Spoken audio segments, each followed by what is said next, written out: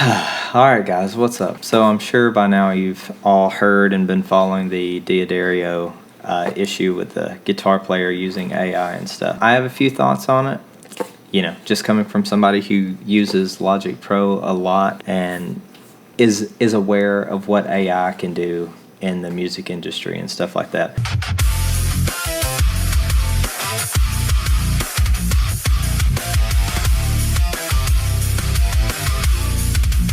So I wrote down a few notes that I had while watching Rhett's video. Okay, so first of all, be sure to check out Rhett, Samurai, and Danny. Those guys, they're always on it. Go give their channel some love. So my first thought when I seen all this happening was that this guy had Suno, the AI generating music, the stupid thing. This guy had Suno write him a song, and then he was like, you know what, I can go in and record it myself. Nobody will ever know. I can pass this off as my own. It'll be all my original tracks. They can't trace it back to me. Right? That was my first initial thought. Well, after watching Rhett's video and watching him go through the stems and everything, it kind of solidified that a little bit more for me. So what how I think this happened is Diodario gave their employee a chance to like be a part of this thing, right? And he was like, yeah, I got a song, and then he was struggling to mix it. And here's where I think a lot of people are missing what might have happened, because Rhett seems to think that maybe he put it into an AI mastering thing through Suno. I think what happened, he generated the song through Suno, tried to record it himself to eliminate all Suno affiliations with it. But his problem was he couldn't get the mix to sound quite as good as the AI generated version. Hence all the crazy EQing that you see going on. And I can dip a little bit further into that as well. I think all the strange EQ stuff comes from, he was like, how can I get my mix to sound like this? He probably went into ChatGPT and said, how can I get this mix to sound like that Suno mix?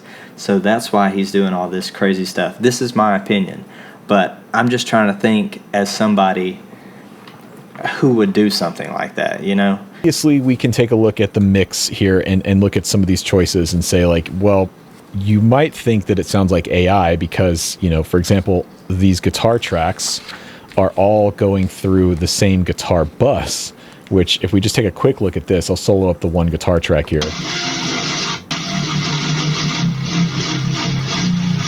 We have a number of plugins processing the guitars here, including Auto-Tune and Room Simulator and several modulations and several compressors. I mean, this is a lot of processing to put on a guitar track, much less an entire bus that all of your guitar tracks are going through. It's, I mean, this EQ curve is, it's a choice. It's a choice. Same thing with the drums, right? If we go over to like just the Logic drums that were programmed here and listen to those for a second. I mean,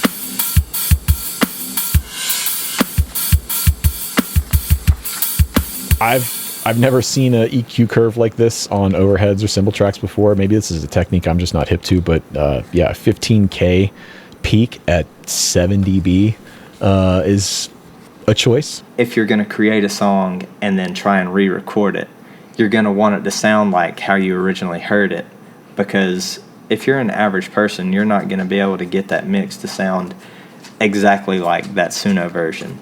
So anyway, he gets the gig with Diodario as the employee, and then he's like, okay, I have the stems for it, but the AI mix sounds much better, so I'll just shoot them over the AI version. They won't know the difference. It's close enough, right? Well, it's never close enough for the internet. The internet is always going to sniff this stuff out. So real quick, let's take a look here at a few clips from Rhett's video.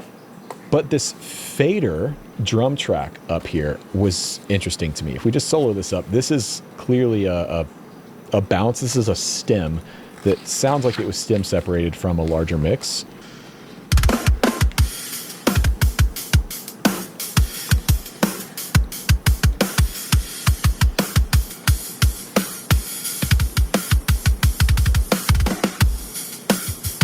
Okay, one thing I really wish Rhett would have done right here to kind of help me out a little bit more, because the tempo drifts in the Suno version, any AI song, right? It like fluctuates. I wish Rhett would have taken that stem sample that is obviously like taken out of the mix through like probably through like a Moises or something like that, where you can have like a stem separation. It just has that sound. Once you know it, you kind of can't unhear it. But I wish he would have put just that drum track to the click track and seen how it lines up, like if it fluctuates or not. And let's be clear, my personal opinion is that the company, Diodario, they were probably genuinely like oblivious to this. Like they probably, AI was probably like the last thing in their mind. They were like, okay, we're giving our employee a shot. That being said, the way that they have just, they almost like blindly backed their employee, which, I mean, one, good on them. Personally, I wish the company that I bust my ass for every day, I wish they would give me a quarter of that support, you know. But yeah, I think that kind of helps explain the deleting of comments and stuff that they did. I think they were like, surely not. This is just some trash. You know, they probably did believe that their employee was telling them the truth, and he was like, you know, I have these stems at the house. I can shoot them to you later or whatever, you know. So they believe their employee. My opinion, all of this is my opinion. But and then they put out that video thinking that they were in the clear of the stems, and then that just kept packing it on. Now it begins to look bad for, like, on Diodario. It makes them look guilty. I really don't see it that way. I think this is the employee, and he, you know, kind of got caught up. He got out over his skis a little bit. But yeah, and I mean, you know, I can't stand AI in, I don't want to use it in literally anything. Like, I mean, maybe one day I'll think that it has its place, but I just see all the damage that it causes far beyond the benefits of it so far. I think if this is what happened, the employee, the creator of this Suno song, he needs to just come out and, you know, be transparent. I get it. You don't want to be caught. You don't want to look like the bad guy. But this company kind of stuck its neck out for you, in my opinion. So you kind of owe it. You kind of owe it to them to stick up for them and come clean. You know what I'm saying? I don't know. But that brings me to my next point. With all the AI stuff, like, just how easy it is to create a song with AI. Like, it doesn't take any talent, and it kind of makes you think, like, is this what all the radio music and stuff does now? And they just have the studios equipped to recreate this AI generated song. Like, I don't know if you listen to all the terrible country music and just music in general right now that's blasted all over the radio, but it all kind of has that vibe to me. I could be way off base here, but I just wouldn't put it past an industry like the music industry, like what it's become lately. It's or what it's always been, really.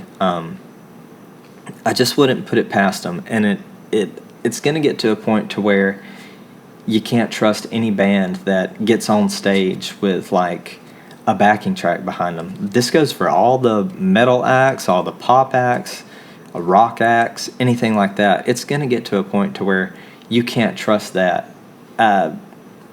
Backing tracks to me, I have a pretty strong opinion on that as well. If you can't play it live, don't play it. But I don't know. Maybe that'll get people interested in more of the music like I tend to listen to. I listen to a lot of jam band music, and you can't fake that because I listen to live recordings, and they improvise constantly. So good luck faking that with Suno. You know what I'm saying? And you can't exactly play with a backing track to that stuff. That being said, one day that might be all that you can really trust is people actually playing their instruments with no backing tracks, and but that still doesn't cut into the case of how many artists are using AI to create their song that they pass off as theirs in general. Some people are going to be good at hiding it. I'm not one of those people who would lack the conscience to do something like that. What are your thoughts? Hopefully some of this made some sense to you.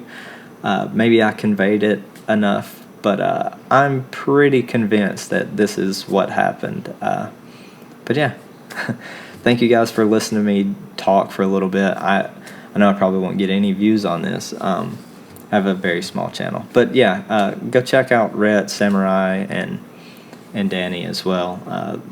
Those guys kill it constantly.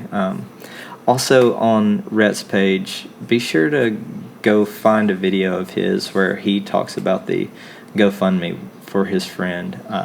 Be sure to check that out and donate anything that you can.